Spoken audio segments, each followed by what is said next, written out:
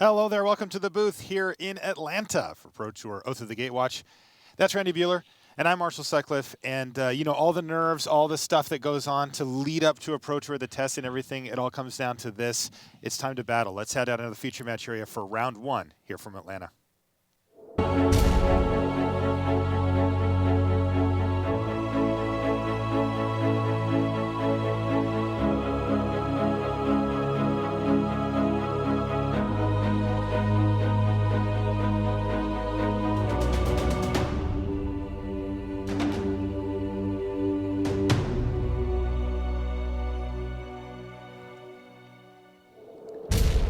Hello and welcome to coverage of Pro Tour Oath of the Gatewatch. I'm Marshall Sutcliffe in the booth with Randy Buehler. And Randy, it is finally time to start play. We're ready for round one coverage here.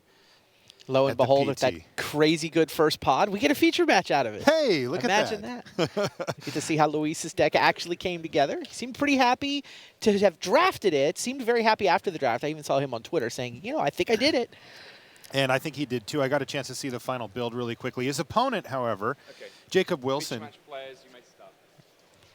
From Canada there, you get to take a look at Jacob there. His deck didn't come together quite as cleanly as Luis's. No, he was in white-black as well as a bunch of other players at the table. Sure, that makes sense. He had to fight a little harder, but we'll see if things come together here for Luis. We see no two-drop Yeah, no two-drop. And Eldrazi Aggressor made the cut. It did. He actually ended up playing both of them. He just needed the 3-drop slot. Right now, it looks like it's going to get grasped by darkness. Yeah, grasped with darkness. And you can see why Jacob Wilson wanted to make sure to use his mana while he had it. No third mana. Jacob's on a mulligan, too, by the way. Yeah. And there's Chasm Guide. Chasm Guide is going to get in there for a couple of damage.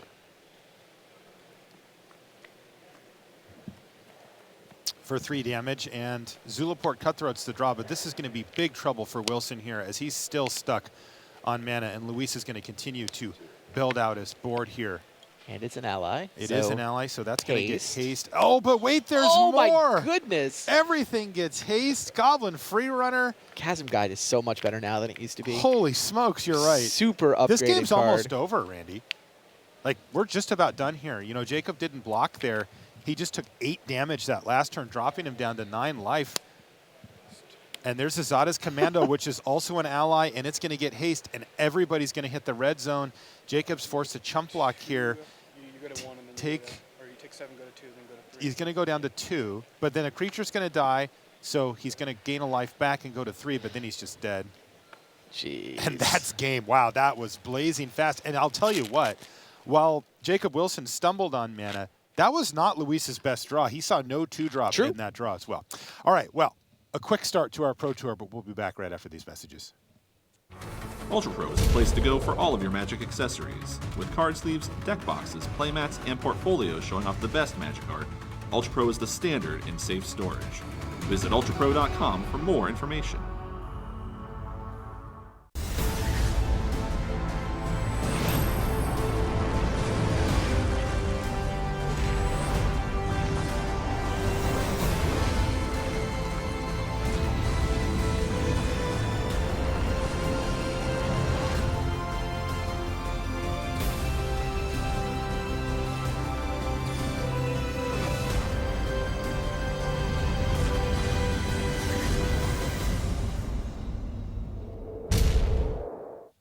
And welcome back to the feature match area here in Atlanta. You can see we've got some Hedrids down there, including a huge one, by the way. That one on the left is like taller than I am. The thing is massive. That is tall. So it looks like we may be able to jump over to one of our other tables here. Yeah, get Fabrizio Anteri in the feature match area this round. That man is on quite the hot streak. He is on a heater. Let's jump in on Sean McLaren versus Chris Fennell here. Sure. And see what these two gentlemen are up to. Sure. So 5, well, you can see what they're up to. Chris Fennell's getting his attack on here. Go to 18. Wow, 4, 5, 6, 7, 8. He just attacked for 9? Goodness sakes. Core Sky Climber looks like it just got activated. Angelic Captain's flying in there.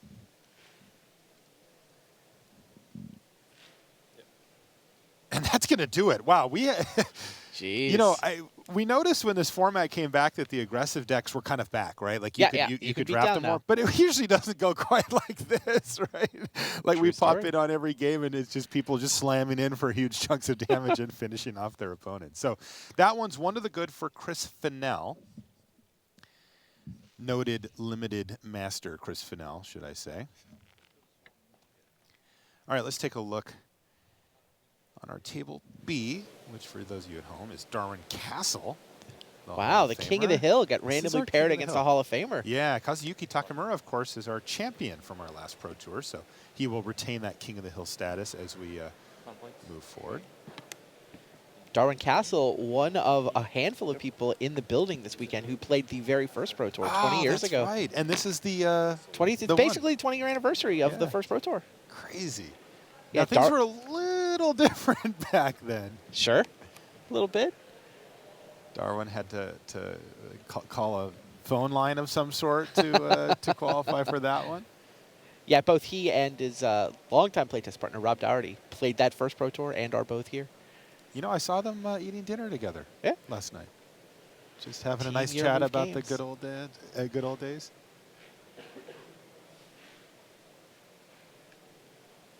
Well, he's got a tussle with now 19th on our top 25 pro rankings, Kazuyuki Takimura. PT champ. Says he doesn't get nervous.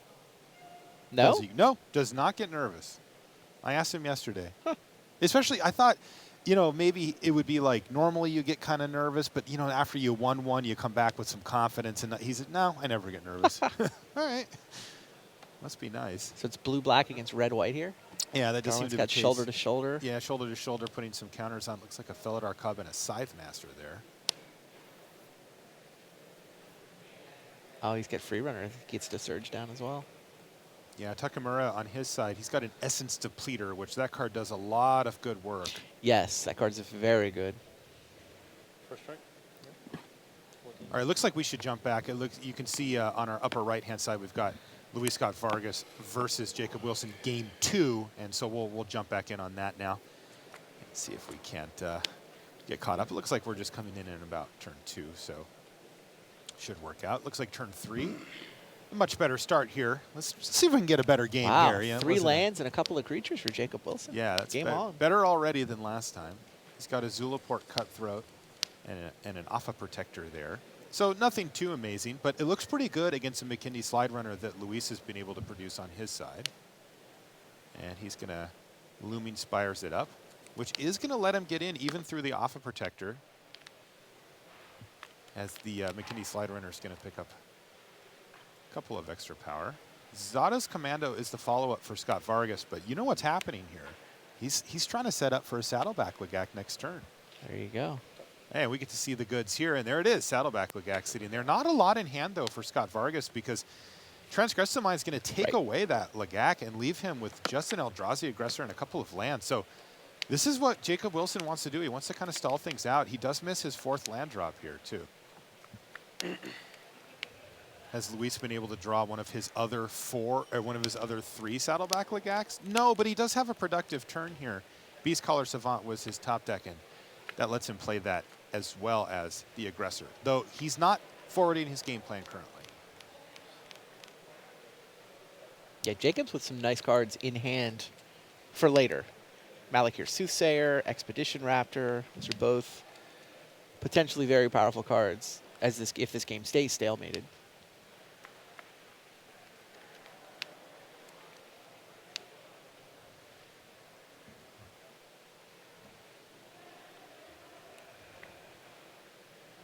There's an Arcana Assassin. Yeah, Randy, you can just get the vibe here, right? That this deck just didn't quite come together for Jacob. He's got castable cards, but look, he's playing an Alpha Protector. He's playing an Arcana Assassin. These aren't the premier cards that you want in this archetype. I mean, they are allies. Is he where the Chain Mages went? They are allies. They're still not the premier cards you want in That's this archetype. fair. All right, and a nice one here for Luis off the top. He found a Tajuru Beastmaster, which is going to pump up his whole team, and he can even cast it right now thanks to that Beast Caller Savant. And he's going to get in there with his Slide Runner.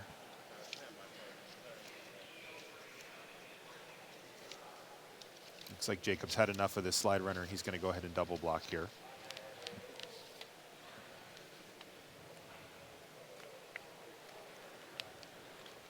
Luis is out of cards, and he's trying to decide which order to put the creatures in. He's actually going to take out the Alpha Protector here and pass the turn back. The mana problems continue here for Jacob Wilson, but he goes Grave Birthing main phase, and that's why he did that. He wanted to try to set up hitting his land drop this turn, and he does. Luis is going to use his Zada's Commando on end step there with the Summoning Sig to Jura Beastmaster to get an extra point of damage. And if he can get in a couple of hits with this Beastmaster, that can absolutely be his late game plan.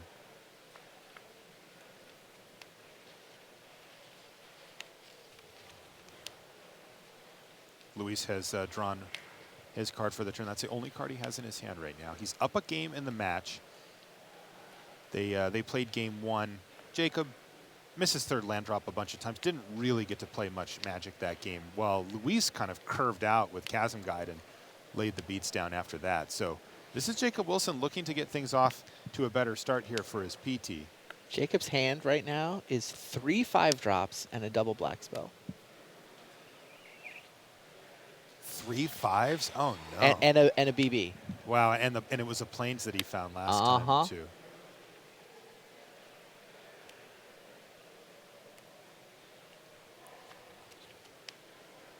So this is actually a really interesting little scenario that Luis finds himself in here. The cool part is, so the Zulaport Cutthroat can gain Jacob Wilson life, but he needs a creature to die. But now he's got a creature that can die at his command with that Scion. Then that ends up giving the Nirkana Assassin Death Touch, and it means that Luis doesn't want to send in his 5/5 Beastmaster here, even though it's massive and even has Trample for the moment. So kind of a cool little onboard interaction happening here. I'm sure that Jacob Wilson would have loved to have had that in his pocket at instant speed, but unfortunately he really did need to dig to hit land drop, so he had to do it on his main phase. Drew a Plains. Still can't cast Grasp of Darkness, but brutal. Does get to 5. Expedition Raptor might help. Malakir Soothsayer can help.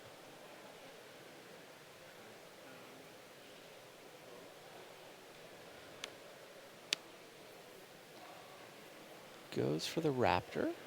So not too bad. It's going to bolster his board position up pretty good here with support. But that Ondu Champion on Luis's side could be problematic for Jacob if his life total falls lower. What does Luis find? Mina and Den Wildborn. Wow, Luis has had some nice rips here.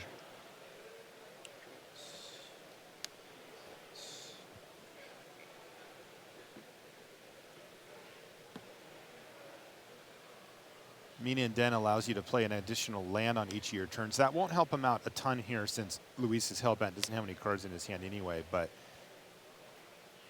he can give a bunch of his creatures trample. Also of note, Mina and Den are an ally. And that means that he got a trigger +1/+1 until end of turn from his Beastmaster from the rally trigger. They also have trample from the champion. And Luis is looking to try to finish off this game. Remember, he also has a good long-term game plan that could be effective with the Commando if he can get Jacob Wilson's life total low enough. It's fragile, but it can work. Yeah, getting the ally trigger on the Beastmaster here is huge. Allows him to attack into even the buffed up board of Jacob Wilson. Yeah, easily too. And Luis may just accept that, hey, fair enough. He's also got kind of a cool combo going here with Mina and Den.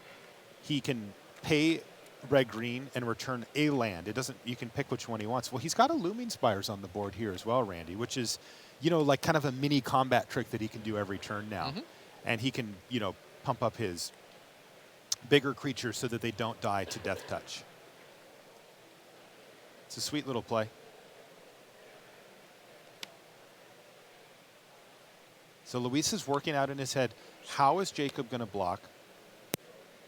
And he's figured it out, and he's jammed with almost the whole team here. The only cards that aren't attacking are Mina and Den themselves and the Beastcaller Savant. Mina and Den, of course, have Summoning Sickness. So basically the whole team in here.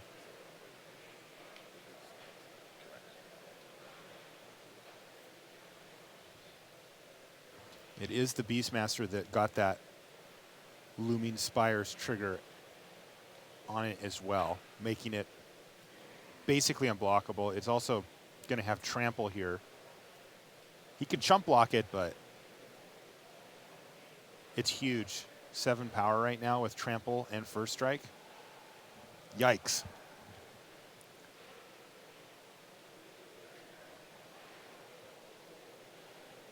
How good is Luis's deck going to be when he gets a good draw?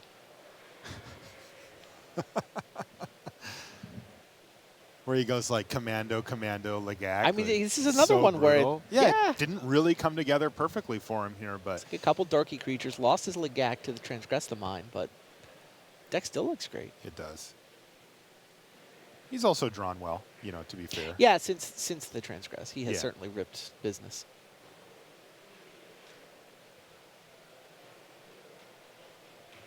Yeah, what a tough spot here for Wilson.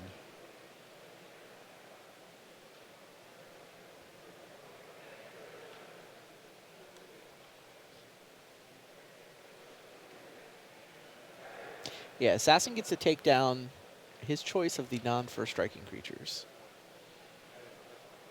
Thanks to Jacob's ability to sack the Scion. The trample is really a problem. Yeah, it's a here. good point. The Scion's normally a pretty good blocker, right? Throw it in Yeah. front of the big thing and then sack it. But Undo Champion doing pretty good work here. I can tell you that on our King of the Hill table, Darwin Castle's up a game over Kazuyuki Takimura currently. We'll be watching that one as it unfolds as well. But right now, we're on our table A. And Jacob Wilson is way up against it as Luis Scott-Vargas smashed him summarily in game 1 after Jacob had some mana issues and now is applying massive pressure. Can Jacob even survive the turn here? You know, when we think of allies these days, Randy, we tend to think more in the line of cohort, but Yeah. Luis has really assembled a rally deck here.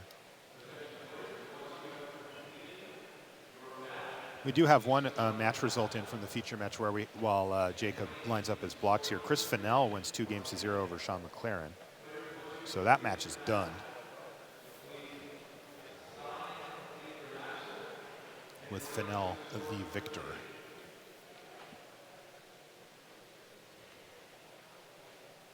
Those are my blocks. All right. I'll rip 1, 2. Sacrifice this. So you go to 10, 17, first strike. Trigger. Yep. You go to 16, and you go to 11. And you take 7 off him from first strike. 4. Just letting Luis do the commentation Yeah. here. Normal damage, you take 3 plus 1. Yeah. Alright, yeah. Yeah, so Wow. he says normal damage, you take 3 plus 1. That's 4. That's your life total. You're dead. And Luis Scott-Vargas wins the match in convincing fashion there. 2-0. Yeah, we thought the deck was good when we watched him draft it. We did. Looked good there, too. And like I said, things didn't come together as beautifully for Wilson. His deck doesn't have the consistency or power level that Luis's did. It came together. I mean, he has playable cards. It's not bad. It looks fine. It's fine. But I mean, again, you know, you're playing your Nirkana Assassins and your Alpha Protectors. You would like to upgrade those. So Wilson's going to have to settle for a round 1 loss there. But let's jump over here. We're going to jump into game 2 of Fabrizio Anteri versus... Whoa. What's up? Look what he just did. Is that an Iona's Blessing? It is on a Kalitas. On a Kalit? What the heck? Good timing. This is a Iona's play I Blessing. did not think that we would see at the Pro Tour. I will tell you that. You going to question Fabrizio Anteri? Absolutely not. Dude's got 4 Grand Prix wins in the last couple of years, Yeah, he is insane. including last weekend in exactly this format. He did not have Kalitas and Iona's Blessing in his winning deck, though. He was blue-red. Kalitas wasn't good enough for you, Fabrizio? You had to put Iona's Blessing on it, too? Oh, man. Claudio Barrientos Ochoa has to be looking at this like, really, man? What am I supposed to do here? Goodness sakes. Kalitas maybe the best card in the format. Maybe. You know, I have it at number 1, but whatever. There's 3 cards that you can throw in that mix, and Kalitas is certainly one of them. Take a look at that laundry list of awesomeness that you get. So 3/4 lifelink for 4. I'm in. Sold, done, book it.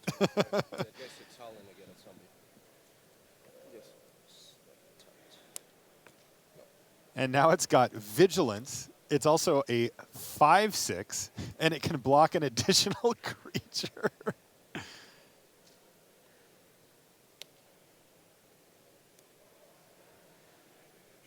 All right, well, this gets a little interesting as Ochoa has now put up decent amount of power here.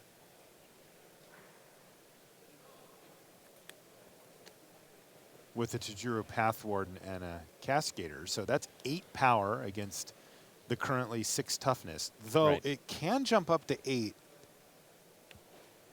if Fabrizio feels like he wants to sacrifice that zombie he's got. Wow. He's passed the turn back. Claudio has actually put a halt to the assault here. And this could get interesting now. I don't know how a green-red player gets rid of this combo.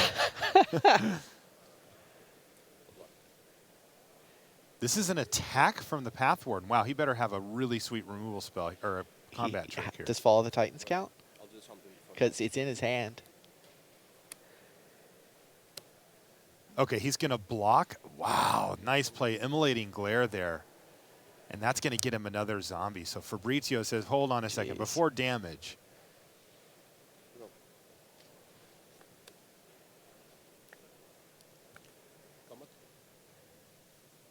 And everybody's hitting the red zone. Yeah, they have to, you know, if you're Claudio, you have to say, go to damage. Because there's a little window there, right, where he picked up his card and is like, okay, I'm going to put this in the graveyard. And, you know, Fabrizio said, well, now, you know, we're not at damage yet. I've got a play I might want to make. But it's sure nice to know that he's planning on just having his creature die rather than say, sure, strike it, or something like that, right? I will sacrifice both to put counters on him. Fabrizio is actually going to sacrifice both because I believe that his Kalitas went unblocked here. That was before blocks. 7, Ah, before blocks. Gotcha. trigger. This is insane. I can see why you have this on the short list. What are your other 2 cards in contention for I've Best got Rare set? Chandra and Linvala up there. Chandra, Linvala, Kalitas. Yeah, and that does look like it's going to do it there. Fabrizio Anteri wins the match 2-0 and continues his streak. Oh, yeah. The guy is on a real tear. Is he in the lead for pro points right now? Yeah, so at the end of this weekend, somebody wins a spot to Worlds. The mid-season master is one of the new invite spots to Worlds, and it's whoever has the most pro points halfway through the season. Well, halfway through the season means as soon as the dust settles from the top 8 on Sunday, and as of right now, yes, Fabrizio Anteri is in the lead for that mid-season master spot. Yeah, off the strength of strong GP finishes. Let's jump over to our King of the Hill match here, where we have Hall of Famer Darwin Kastle playing against our most recent Pro Tour champion, Kazuyuki Takimura. Kastle finds himself up a game here. Yeah, look at the stats. As we go into game 380 career pro points. 8 Pro Tour top 8s. Yeah, he's got a mess of top 8s. Oh, yeah. Several of them from that early seasons of the Pro Tour. Most of them from the 90s, but I mean the first season in particular, he hit the ground running. Top 8 at I think 2 out of the first 3 Pro Tours, something like that. Played Pro Tour 1. So the count of people here who played that first Pro Tour 20 years ago, I think I've got it around 4. I know Rob Dougherty and Darwin Kastle played the Masters event. There used to be a junior Pro Tour back in the day. Yeah. And like arguably the junior field was tougher than the seniors. Oh, is that right? John Finkel was in that field. Oh, that's Brian right. Kibler was in that field. I think if you add up Rob Maher played that field. Okay, there's a 5th. I think if you add up the career pro points, the juniors may actually beat the seniors. I know Chapin played the junior pro tour. I don't know if he played PT1, but he definitely played the junior pro tour back when it existed those first couple seasons. All right, so let's see if Kazuyuki Takimura can even things up against Kastle and force a game 3 here.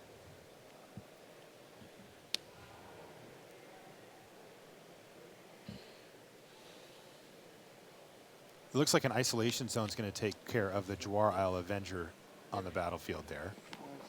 7, if you're 11. Different.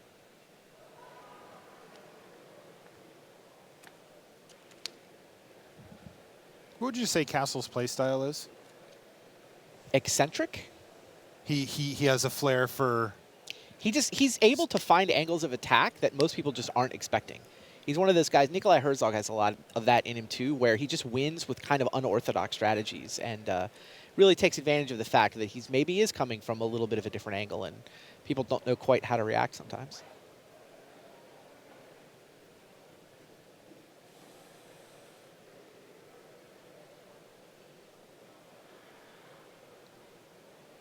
It's a big advantage when you can just make people uncomfortable and confused. It's actually, I mean, there's a lot of edge that you can get there. Especially at this level. Yeah. Right, right. Where people are paying very much close attention to everything that you're doing and trying to figure out what's going on your side of the table.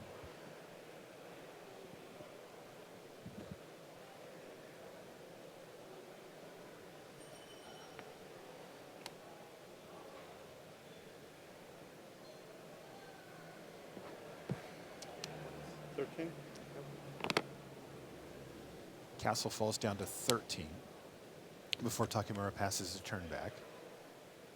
Takimura has a pretty interesting build here. It looks like it's a more aggressively slanted blue-black devoid deck here. You can see that Essence Depleter we've got on the screen. He's got one on the table there on the right. Really one of the premier uncommons from Oath of the Gatewatch. That card is really nasty if you can produce a decent amount of colorless mana. It can completely take over a game state. Make racing very difficult for a deck like Darwin's, which is a more traditional white-red beatdown deck. He's going to attack with Core Scythe Master. And Darwin's always been really good at figuring out how best to race. You know, take damage, but manage to sort of find the creatures you can afford to turn sideways. And he wins races that it doesn't seem like he has any business winning. Oh, nice. There's a Twitter poll up for your top 3 cards in the format. Oh. To see which people think is the best in draft. What are you going to vote on? Eldrazi Displacer didn't make the list. Nope. Nope, it's Kalitas, Chandra, Linvala. And the fact that Linvala. Kalitas is 4 mana, That's why I picked it. 4 mana is a lot less than 6. Because the other draft. card, everybody says, well, the other card's like, oh, but if you're way behind, they get you out. Chandra's Like, great. Yeah, So's and, Linvala. and I think that they're right, but Kalitas doesn't let you get behind. You're never behind. Just with never that be card. behind in the first place. Yeah, that's my theory. And that's kind of the case why I have Eldrazi Displacer in my top 4 or 5. Because of the 3 mana. Yeah, it's a 3 mana 3/3. In Agreed. addition to being ridiculous. Agreed.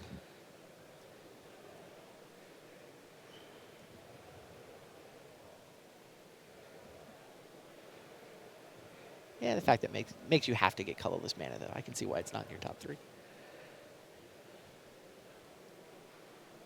Take a look at Darwin here.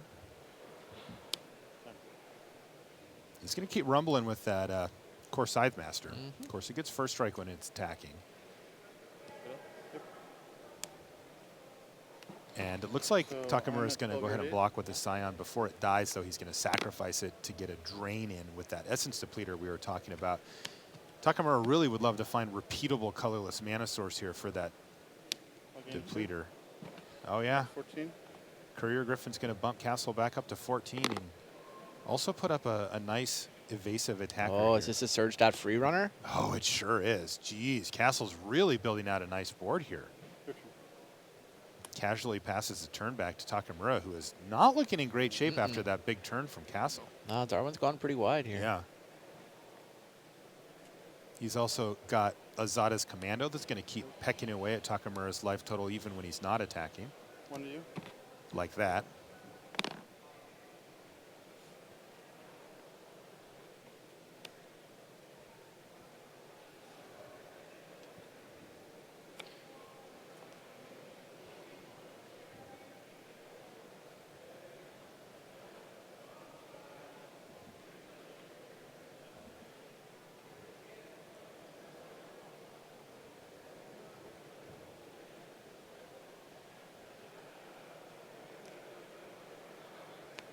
He's 4 attack.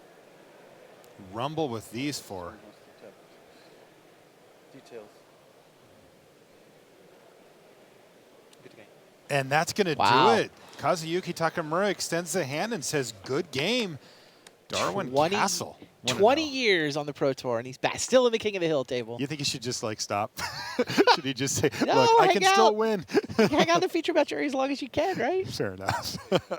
So nice work for Kastle there, starting things off 20 years ago on the Pro Tour and still at it as now the King of the Hill.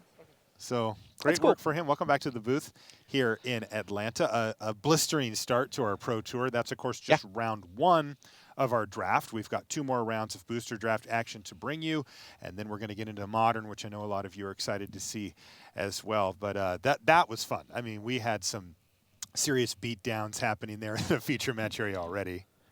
So Good times. yeah, and we'll keep looking forward to more of that as we move forward throughout the day here, and we'll keep an eye on a bunch of the players and a bunch of the cool decks that are going to be coming out in Modern as well. Anything stand out to you, Randy, from the early stages there? We've been talking about how Beatdown is back and how you can be aggressive, but that was even a little faster than I was expecting. I don't know. I mean, we'll see if that trend keeps up, but things felt a little slower last week at the Grand Prix level. Maybe people have Way slower. But maybe people have zeroed in on sort of the right way to draft these decks, and they can come together into these, pretty aggressive, pretty fast Beatdown decks. All right, well, we'll find out as we move through. To give you a bigger picture on what's going on with the tournament, let's talk to Rich Hagan at the news desk. All right, thanks very much, Marshall. Welcome back to HQ here at Pro Tour Oath of the Gatewatch. Now, I can tell you that out on the floor right now, our floor reporter, Brian David Marshall, is taking a look at what's going on. Now, hopefully, we have this delightful view of the hall. This is Skycam showing you what's going on right now. As you can see, still 16 minutes left in the round, and that means plenty of tables still in action. And somewhere right in the middle of that mass of humanity, there's BDM down on the floor. BDM, what's going on? Okay, Rich, I can tell you, I just watched Mark Jacobson right over here beat Kai Buddha in a 3-game set. He surged to victory. He's got a blue-green Devoid deck, and or a blue-green Surge deck, I should say. Played Clutch Occurrence and Dwar Isle Avenger on turn 4. Pretty great example of the Surge mechanic, and he took down the Hall of Famer Kai Buddha. Right over here to my right, Nathan Holiday and Alexander Hayne, teammates on Team Face-to-Face Games. They're going into Game 3. I just saw Joel Larson and Eric Froelich bringing up slips. Pro Tour Hall of Famer Makihito Mahara is there, paying keen interest to a match.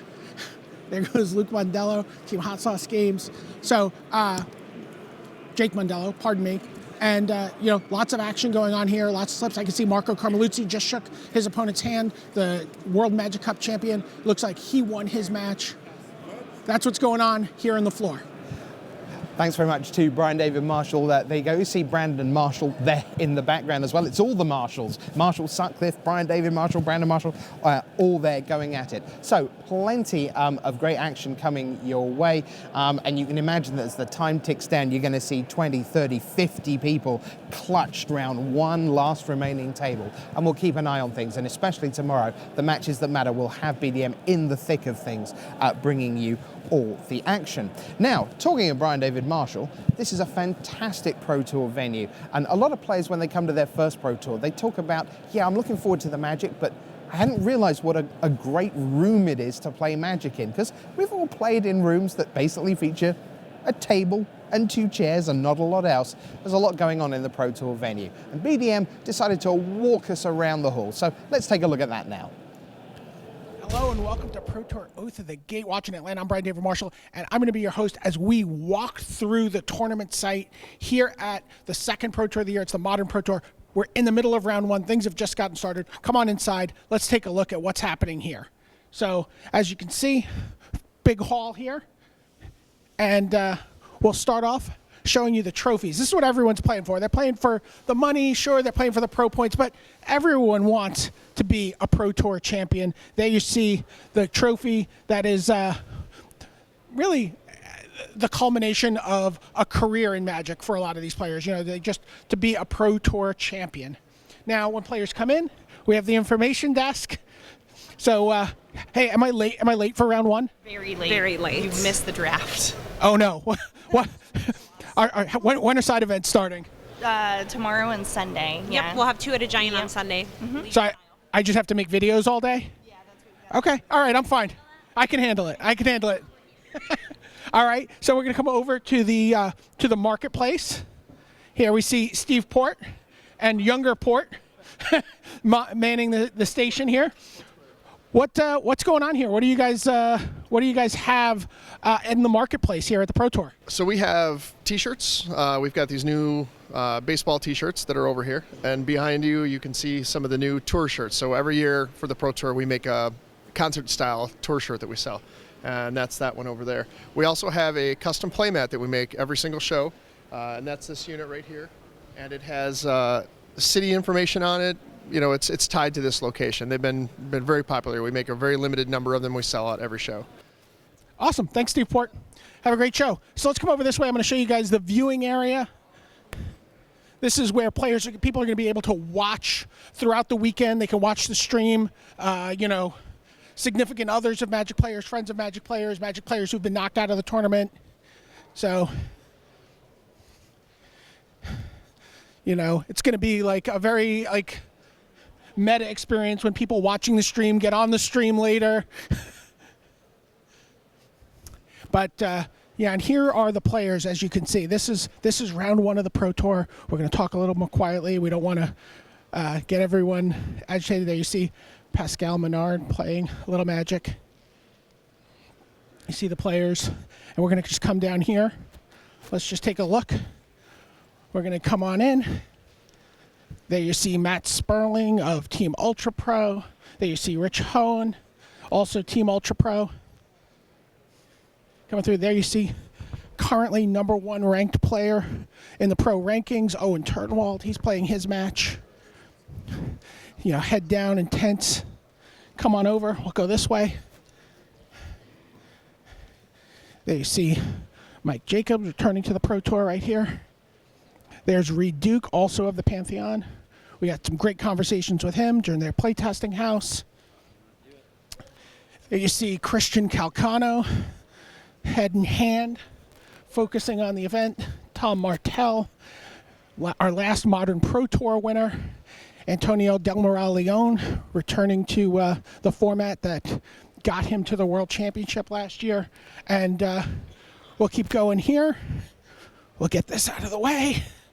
And we'll show you the feature match area. This is, of course, the studio. This is the news desk, the beautiful new news desk there. There you see the camera people. There you see talking about the show manager, Toby Maharis, getting very inside baseball there. And here is the feature match area itself that's playing out. There you see all 4 matches are still in play. There's Jacob Wilson and Luis Scott-Vargas, the Hall of Famer. There's another Hall of Famer, Darwin Kastle, playing against the Pro Tour champion. And Fabrizio Anteri. There you see Chris Fennell and Sean McLaren. Sean McLaren, also a Modern Pro Tour champion. Here you see the judges. They're watching the stream. They're keeping an eye and making sure everything plays fair. And that's about it. Let's go backstage, get this thing uploaded. Come on in.